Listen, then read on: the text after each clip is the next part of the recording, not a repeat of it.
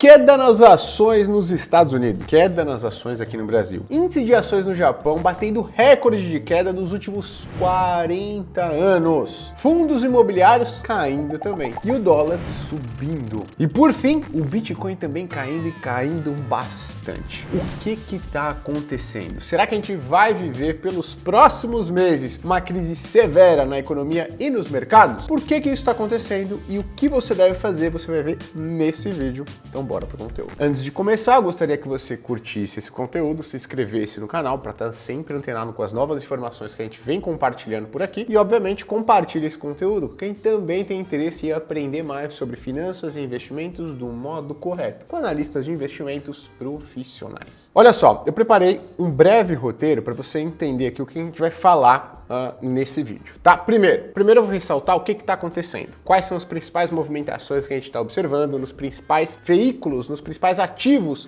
ao redor do mundo, tá certo? Então o primeiro ponto vai ser esse. Segundo, a gente vai falar por que isso está acontecendo e como isso começou, tá? Então a gente vai falar por que está acontecendo e como isso começou. Terceiro, eu vou te mostrar por que você, que investe seu dinheiro em corretoras aqui no Brasil, não deveria se preocupar tanto com isso e, obviamente, vou te mostrar por que parece, nos principais veículos de comunicação, nos principais portais de notícias sobre economia e investimentos, isso parece estar causando um pânico tão grande. Vou te mostrar o porquê isso acontece, tá? Depois eu vou te mostrar quais são os possíveis cenários à frente, tá bom? Dado que a gente tem esse cenário aqui hoje, qual que são os possíveis cenários daqui para frente, né? Ou seja, o que pode acontecer daqui para frente partindo desse ponto de hoje. E por último, mas não menos importante, o que fazer nesse cenário? Onde investir? O que fazer com o seu dinheiro? Perfeito? Então é um vídeo um pouquinho mais extenso, um pouquinho mais técnico, mas espero que você esteja com tempo. Afinal de contas, você está assistindo esse vídeo para saber o que fazer com o seu tão suado dinheiro,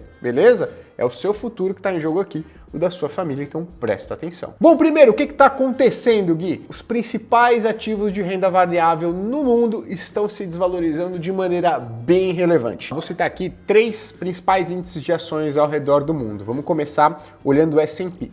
O S&P é o principal índice de ações dos Estados Unidos. E olha só, desde o seu high, ou seja, sua máxima histórica, que aconteceu ali por volta de julho, né, ele já cai 7,38% até o momento, tá? Lembrando que eu tô aqui no meio do dia, então essa variação ela pode oscilar um pouquinho, tá? Inclusive pode se recuperar ou pode piorar. Mas desde a sua máxima, o principal índice de ações nos Estados Unidos, né, que reúne as 500 maiores empresas dos Estados Unidos, está caindo 7,38%, o que é uma queda relevante, né? Lembra que nos Estados Unidos a taxa de juros está ali perto de 5% ao ano, ou seja, a gente está falando que é uma queda de mais ou menos 1 ano e meio de Selic americana, né? 7,38% é uma queda bem relevante. Nos últimos 2 dias, o índice de ações dos Estados Unidos, o S&P, está caindo perto de 4%, tá? Então, nesses últimos 2 dias, hoje, segunda-feira e na sexta-feira, aprofundando a queda de maneira relevante, o principal índice de ações nos Estados Unidos. Só que a gente tem um destaque negativo para as ações lá dentro dos Estados Unidos. Esse S&P, ele é um índice mais amplo, né? Ele pega empresas do setor de tecnologia, ele pega empresas do setor financeiro, pega empresas do setor industrial. Então você tem uma mescla ali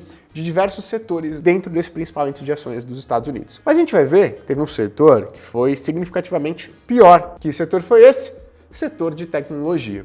Então, quando a gente pega o Nasdaq, que é o principal índice de ações de tecnologia nos Estados Unidos, o impacto está sendo bem pior, tá? Se a gente for pegar a queda desde a máxima histórica do Nasdaq, que também ocorreu em julho, a gente vai ver uma queda desde a sua máxima de quase 13%. Então, o que a gente está falando aqui? De praticamente 2 anos e meio da taxa básica de juros da economia americana hoje. Então, é uma queda de 12,89% desde a sua máxima histórica, que ocorreu em julho, não ocorreu faz muito tempo, ocorreu agora em julho. Então é uma queda significativa em um curto espaço de tempo. E nos últimos 3 dias, esse índice de ações está caindo aproximadamente 8%. Então é uma queda bem razoável por um período curto de tempo. E aí agora a gente vai sair dos Estados Unidos para dar um contexto para você de que esse impacto negativo ele não está acontecendo somente nos Estados Unidos, tá? Ele está impactando as bolsas no geral ao redor do mundo. Vamos lá para o Japão. O principal índice de ações do Japão, o Nikkei, né, desde a sua máxima histórica, que também foi em julho, ele está caindo nada mais, nada menos do que 25,5%. Nos últimos 2 dias, ele está caindo aproximadamente 20%. É um impacto muito negativo. Você vai falar, Gui, por que essa queda está sendo muito mais relevante no Japão. Eu vou explicar já já. A Europa não escapou ilesa e o Eurostoxx, né, 600, ou seja, o índice que traz ali de forma ampla 600 maiores empresas da Europa, está se desvalorizando nos últimos dias 5%. Então é um sentimento negativo que está pegando os índices de ações ao redor do mundo. Agora, vamos olhar aqui internamente o que está acontecendo. O Ibovespa. O Ibovespa, desde a sua máxima, e a máxima do Ibovespa não foi agora em julho, conforme aconteceram nos outros índices de ações ao redor do mundo. A gente sabe que o cenário no Brasil aqui está um pouco mais negativo. Então, a máxima do Ibovespa aí, a gente observou, né, lá no dia 28 de dezembro de 2023. Então, praticamente 8 meses atrás. Desde a máxima, o Ibovespa está caindo 5,54%. De novo, no momento em que eu estou gravando este vídeo. E nos últimos 3 dias, o Ibovespa está caindo aproximadamente 2,30%. É um movimento negativo? É, mas nem perto do que está acontecendo ao redor do mundo. Uma explicação é que o índice de ações aqui no Brasil ele já vem sofrendo, não só no último ano, como há vários e vários anos, né? Então, quando a gente vai observar índices gerais para avaliar qual que é o preço, se está numa oportunidade de compra ou não, o índice de ação aqui no Brasil frente a outros índices de ações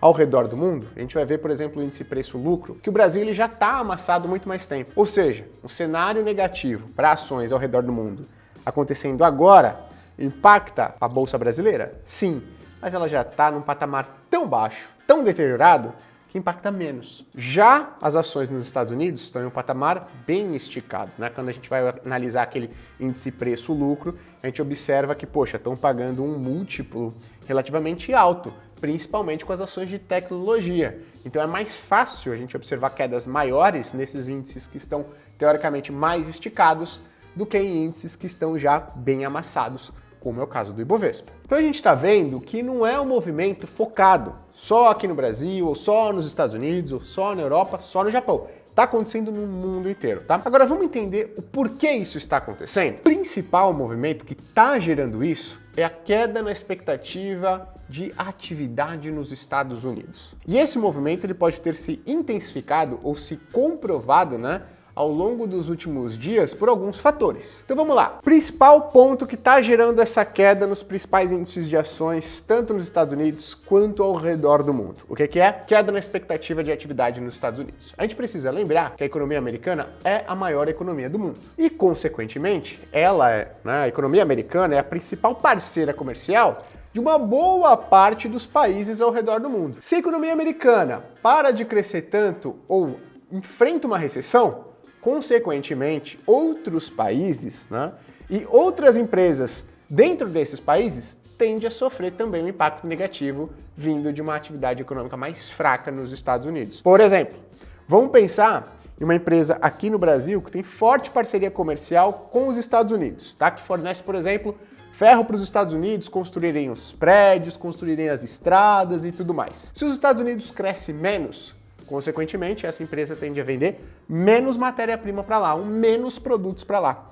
impactando negativamente não só a atividade econômica brasileira como um todo, porque a gente vai estar exportando menos para os Estados Unidos, como o resultado dessas empresas também. Então, quando a economia americana entra em sinal de alerta, acende uma luz amarela, a economia ao redor do mundo também acende, assim como as principais empresas do mundo todo também acendem um alerta amarelo. Então por que a gente está observando essa preocupação, Gui, com a atividade econômica americana nas últimas semanas, mas principalmente nos últimos dias? Porque a gente está observando uma série de dados econômicos surpreendendo negativamente os economistas e os investidores. Então olha só, há algumas semanas os dados de atividade nos Estados Unidos eles já não estão vindo tão robustos quanto se esperava. Mas principalmente nessa última semana, ou seja, na semana passada, as coisas se deterioraram ainda mais. Então o que a gente pode ressaltar dessa última semana? Primeiro, na quarta-feira, a gente teve a decisão de juros do Banco Central americano. E o Banco Central americano, diferentemente do que ele fez nas últimas reuniões, né, onde ele demonstrou uma preocupação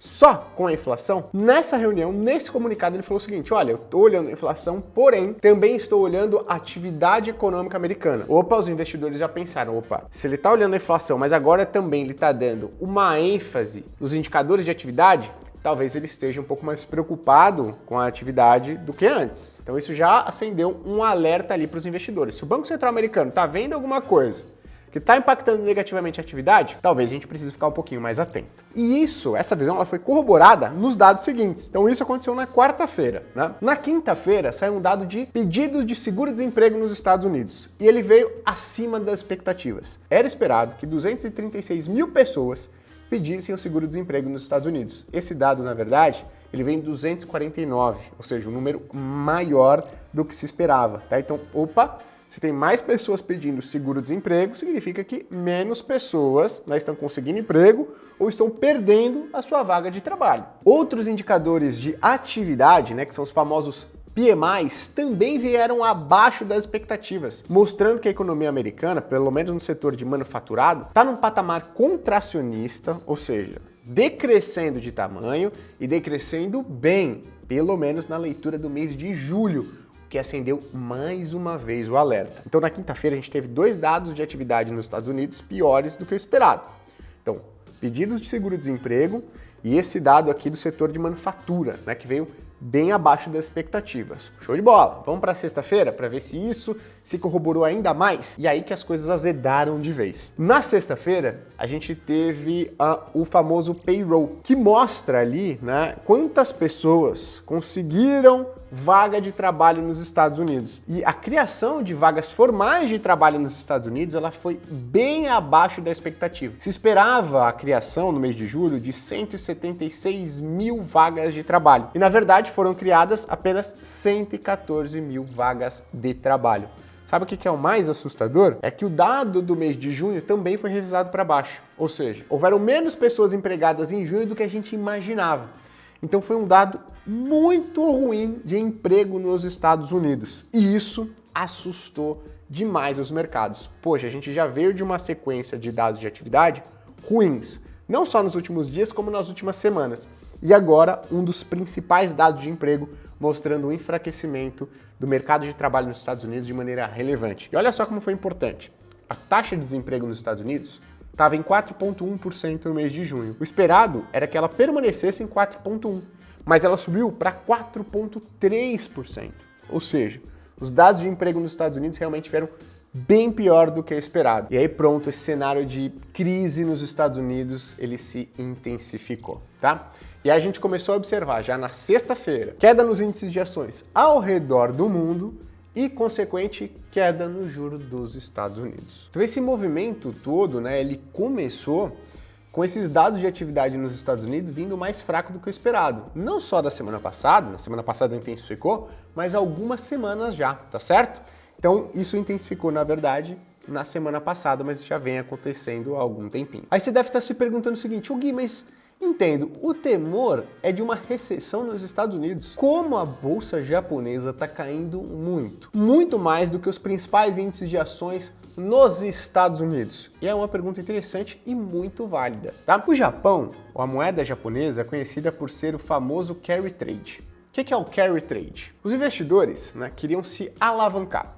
O que é se alavancar? Eu quero pegar dinheiro emprestado para apostar em outras classes de ativos que eu tenho expectativa de retorno maior. Então é como se você falasse o seguinte, eu vou pegar dinheiro emprestado aqui para investir em algo que eu tenho uma expectativa de valorização muito mais alta. Então o que estava acontecendo com relação ao Japão ao longo das últimas semanas, meses e até anos? Os investidores estavam pegando dinheiro emprestado no Japão, onde a taxa de juros estava muito perto de zero. Ou seja, o custo para você pegar dinheiro emprestado no Japão era muito baixo. Se você investisse em algo que desse um retorno de 1%, 3%, 5% no ano ou mais, muito bom. Por quê? Porque o custo do dinheiro estava sendo muito baixo. Então o que os investidores estavam fazendo ao redor do mundo? Eu pego o dinheiro emprestado no Japão e eu mando para os Estados Unidos para comprar ações americanas. Nesse processo, o que eu faço? Eu vendo o iene, que é a moeda japonesa, e compro o dólar. Nesse processo de carry trade, né, ou seja, pegar dinheiro emprestado no Japão para investir em ações nos Estados Unidos, você joga uma pressão vendedora na moeda japonesa. Você desvaloriza a moeda japonesa. Era isso que estava acontecendo. Desvalorização da moeda japonesa frente à moeda americana, frente ao dólar. Então a moeda americana ganhando espaço já há um bom tempo contra a moeda japonesa. E aí duas coisas estão acontecendo no Japão. Nas últimas semanas, o Banco Central japonês já subiu a taxa de juros 2 vezes. Então ele foi de 0 para 0,25% ao ano. Pode parecer que é um movimento, poxa, muito pequeno, mas isso atrapalha quem estava pegando dinheiro emprestado no Japão para investir em outros lugares, tá certo? Um fator foi isso, o custo da pessoa que pega dinheiro emprestado no Japão subiu. Logo, eu tenho que ter uma performance melhor dos índices de ações nos Estados Unidos para compensar pegar dinheiro lá emprestado no Japão para investir aqui. E em contrapartida, você teve um desempenho das ações nos Estados Unidos pior, ou seja, as ações caindo. Então os investidores estão revertendo essa operação. Eles estão vendendo as ações nos Estados Unidos para liquidar o empréstimo que eles realizaram lá no Japão. O que está acontecendo então? Ele precisa vender as ações nos Estados Unidos, joga a pressão vendedora nos índices de ações nos Estados Unidos, vende o dólar para comprar o iene. O iene está se valorizando muito nos últimos dias, porque é um movimento de reversão desse carry trade, tá? Ou seja, poxa, já agora, peguei dinheiro emprestado no Japão para comprar coisas que eu acreditava que iriam subir e essas coisas estão se desvalorizando. Além disso, o custo de ficar com esse dinheiro emprestado no Japão está subindo, então é melhor eu zerar essa operação. Nesse movimento de zeragem de operação, a moeda japonesa está se valorizando e que joga uma pressão negativa nos índices de ações do Japão também. Tá certo? Além do fato, né, de ter uma perspectiva de recessão nos Estados Unidos, uma boa parte das receitas das empresas japonesas vem de mercados americanos, tem esse fator da moeda japonesa se valorizando muito em um curto espaço de tempo, o que amplifica o movimento de queda dos índices de ações por lá. Eu falei para você, é um vídeo um pouquinho mais complexo, um pouquinho mais longo, mas vale a pena. Agora, vou responder uma pergunta aqui. A gente está vendo pânico muito relevante nos principais veículos de comunicação, nos principais portais de notícia e principalmente nas redes sociais. E aí você deve falar, poxa Gui, beleza, eu entendi por que os índices de ações estão caindo, as ações estão caindo, né, estão sendo impactadas negativamente. Mas por que, por exemplo, o Bitcoin está caindo? Por que a taxa de juros dos Estados Unidos está caindo? Então vamos lá. O Bitcoin ele é um ativo de risco. Né? Então, hoje, diferente do que ele era antigamente ele era um ativo muito descorrelacionado com o mercado tradicional. Se os índices de ações estavam subindo ao redor do mundo ou caindo, o Bitcoin ele tinha meio que uma vida própria. Mas agora, com os grandes ETFs, né, de Bitcoin, outros ETFs de Ethereum, de moedas de altcoins sendo criadas, o mercado cripto ele está cada vez mais correlacionado com o mercado de ações ao redor do mundo. Só que ele é um mercado correlacionado com um grau de risco mais alto. Então, se as ações estão caindo, normalmente a gente está vendo o Bitcoin caindo ainda mais. É o que está acontecendo agora. Fuga dos investidores de ativos de risco. E o Bitcoin hoje é um ativo de risco, mesmo para o mercado tradicional. Por isso que ele está caindo de maneira relevante. Agora você deve estar se perguntando, poxa Gui, mas por que esse movimento de pânico generalizado nos principais portais de notícia, nos principais veículos de comunicação? Será que isso de fato vai impactar de maneira muito negativa as nossas carteiras de investimento? Quem investe aqui no Brasil? E aí eu vou te dizer que, na verdade, não acho que esse movimento está sendo muito negativo para nós, investidores e investidoras, pessoas físicas. Sabe para quem está sendo muito negativo? E eu já estive do outro lado da mesa e por isso que passa essa percepção de que esse movimento ele é devastador para os investimentos, aqui, para os nossos investimentos. Vou te dar um exemplo. Já trabalhei na mesa de operações, fazendo a gestão de fundos de investimento. Qual que é o grande problema? Um movimento como esse, de 3, 6, até 7% de queda no índice de ações, ele não é capaz de afetar de maneira muito relevante o seu patrimônio. Eu tenho 10% em ações americanas, legal, você está vendo uma queda de 0,70% no seu patrimônio como um todo. Ah, eu tenho 20%, está caindo 1,40% no dia, né, ou nos últimos dias, o seu patrimônio como um todo. Então veja, não é um impacto negativo devastador para a sua carteira de investimentos, certo? A não ser, obviamente, que você tenha uma concentração muito grande em um único ativo, que está caindo 10, 15, 20, 30, 40%, aí de fato vai ser devastador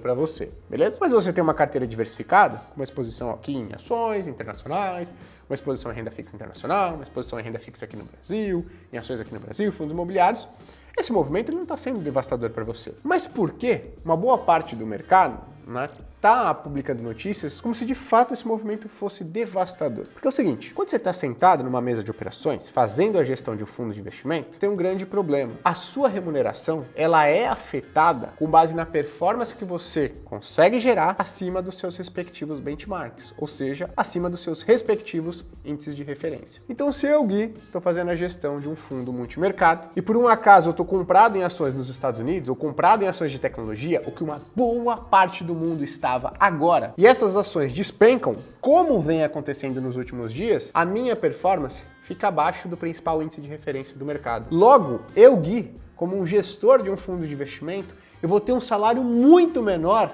do que eu teria se isso não acontecesse. Eu tô desesperado como um gestor de fundo. Por quê? Porque o movimento dos últimos dias fez com que a minha remuneração semestral, o meu bônus, fosse muito reduzido. Ou até zerado. Então, se eu estou fazendo a gestão de um fundo de investimento e eu estou posicionado em ações dos Estados Unidos, ou estou posicionado em ações de tecnologia nos Estados Unidos e vejo esse movimento negativo, eu de fato tenho motivos para ficar desesperado. Por quê? Porque eu não estou falando do impacto negativo nos meus investimentos, no meu patrimônio investido. Eu estou falando do impacto negativo na minha renda. Era como se eu falasse para você o seguinte, ó, se a sua carteira de investimento se desvalorizar 1%, o seu salário vai ser cortado pela metade. Poxa, aí sim você ficaria realmente desesperado ou desesperado.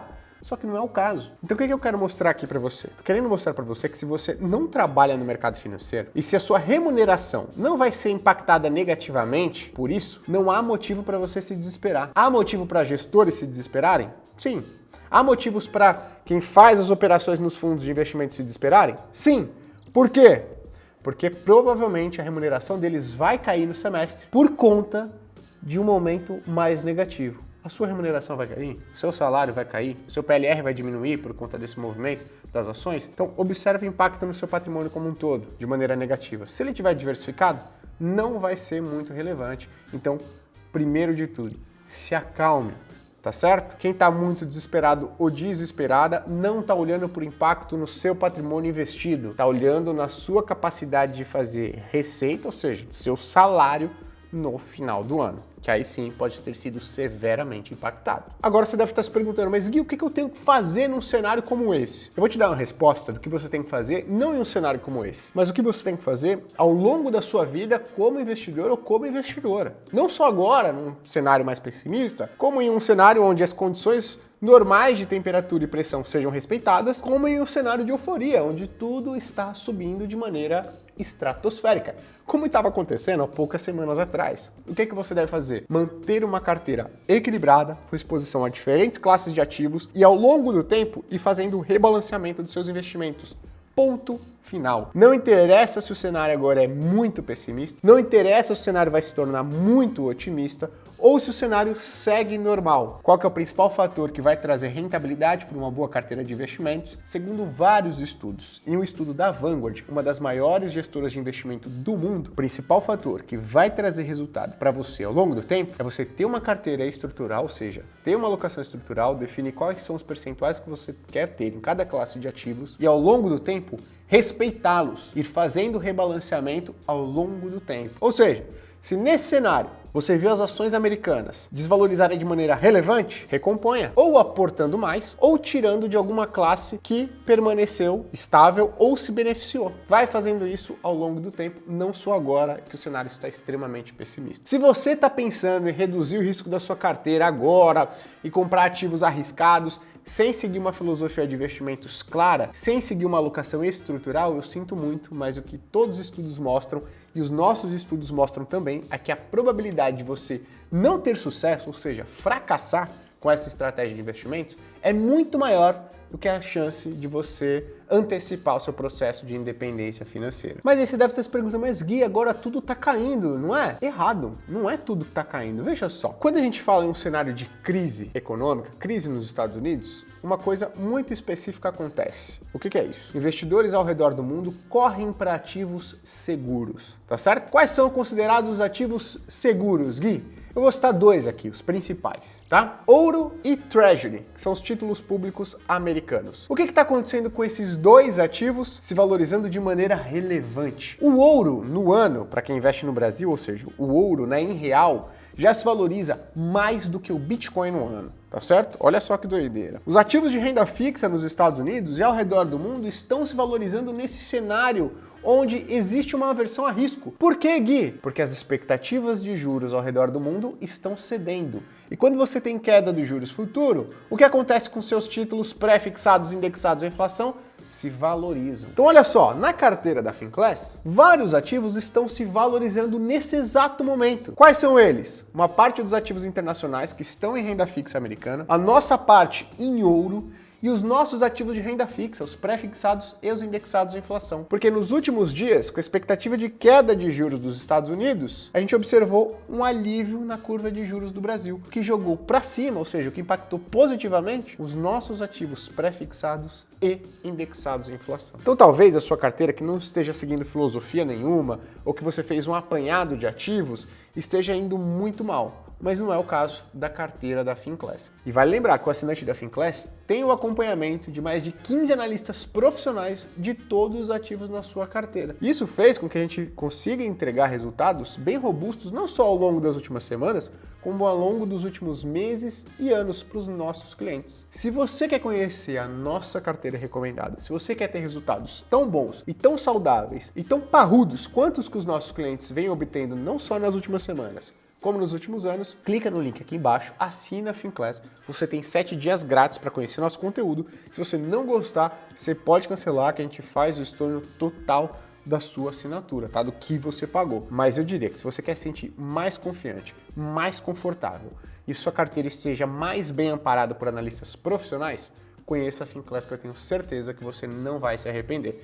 E de novo, cuidado para não ter o seu sentimento muito prejudicado porque gestores e profissionais do mercado estão dizendo por aí. Lembre-se, você não trabalha no mercado financeiro, a sua remuneração, o seu salário não vai ser impactado negativamente por isso. Então não tem por que ficar tão desesperado ou tão desesperada se a sua carteira tem uma alocação muito bem estruturada. Muito obrigado pela sua audiência, se inscreva no canal, curta esse conteúdo, compartilhe com quem também precisa receber essa dose de informação e, obviamente, eu te espero lá na Finclass. Um abraço. Tchau, tchau.